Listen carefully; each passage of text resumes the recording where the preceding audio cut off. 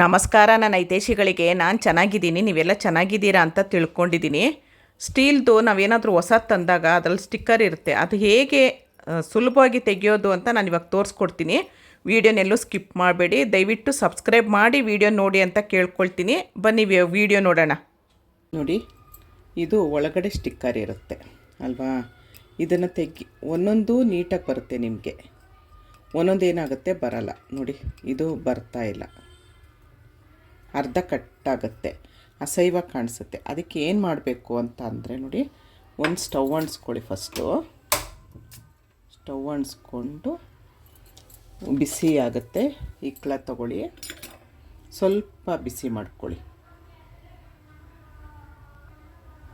ನೋಡಿ, ಈಗ ಸ್ವಲ್ಪ, ಈಗಂದರೆ ಬಿಸಿ ಇದೆ, ನೋಡ್ಕೊಂಡು ತೆಗೀರಿ. ನೋಡಿ, ನೀಟಾಗಿ ಬಂತು. ಈಗ ಇಟ್ಕೊಳ್ಳಿ, ಸ್ವಲ್ಪ ಬಿಸಿ ಮಾಡ್ಕೊಳ್ಳಿ, ಕ್ಲೀನಾಗಿ ಬಂದ್ಬಿಡುತ್ತೆ. ಸ್ವಲ್ಪ ಬಿಸಿ ಆಗಬೇಕು, ಇಲ್ಲಾಂದರೆ ಬರಲ್ಲ. ಅದು ಬಿಸಿ ಇದ್ದಾಗಲೇ ತೆಗಿಬೇಕು ನೀವು. ನೋಡಿ, ನೀಟಾಗಿ ಬರುತ್ತೆ. ಅದೇ ಥರ ನೀವು ಯಾವುದ್ಯಾವುದು ಪಾತ್ರೆ ಇದೆ ಅದನ್ನು ಮಾಡ್ಕೊಳ್ಬೋದು. ಸ್ವಲ್ಪ ಬಿಸಿ ಆದರೆ ನೀಟಾಗಿ ಬರುತ್ತೆ. ನೋಡಿ, ಆಮೇಲೆ ನೀವು ತೊಳ್ಕೊಂಡ್ರೆ ಆಗುತ್ತೆ.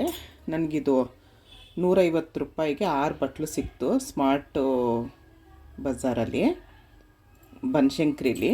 ಅದ್ರದ್ದು ಆಲ್ರೆಡಿ ವಿಡಿಯೋ ಹಾಕಿದ್ದೀನಿ, ನೋಡಿ. ಸ್ವಲ್ಪ ಬಿಸಿ ಆದರೆ ಅದೇ ನೋಡಿ ಎಷ್ಟು ನೀಟಾಗಿ ಬರುತ್ತೆ. ನೀವು ಹಾಗೆ ತೆಗಿಯೋಕ್ಕೆ ಹೋದರೆ ಅರ್ಧಂಬರ್ಧ ಬರುತ್ತೆ. ನಾನು ಹಾಗೆ ತೆಗೆದು ತೋರಿಸ್ತೀನಿ. ನೋಡಿ, ಬರಲ್ಲ. ಅದೇ ನೀವು ಒಂದು ಸ್ವಲ್ಪ ಬಿಸಿ ಮಾಡಿ.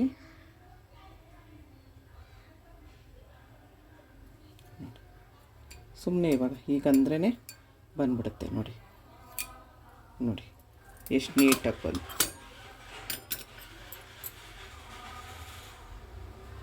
ಹಾಗೆ ನಿಮ್ಮ ಹತ್ರ ಎಷ್ಟು ಪಾತ್ರೆ ಇದೆಯೋ ಅಷ್ಟು ಮಾಡಿಟ್ಕೊಳ್ಳಿ.